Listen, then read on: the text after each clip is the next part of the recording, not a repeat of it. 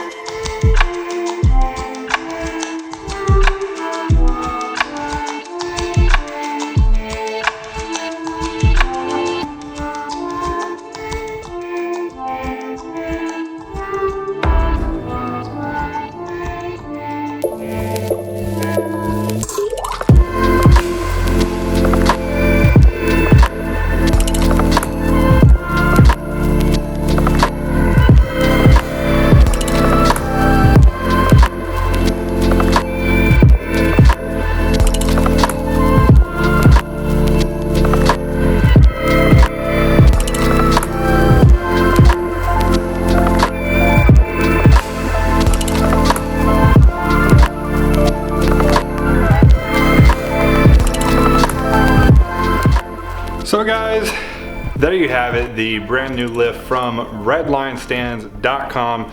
Unfortunately, I can't do anything with it yet. As you can see, my compressor is sitting right back there. Yes, it's dirty, yes, it's ugly, but it works, and we need that to start working before we can operate this. Problem is that runs off a 220 volt socket, which in case you don't know, is not like your standard like plug. It's an actual like big, like 3-ish prong thing. 4 prongs, is it 3 or 4? I don't know, it's a lot of prongs, and they're bigger, of course, bringing more voltage in. So I'm gonna have to run a line for that.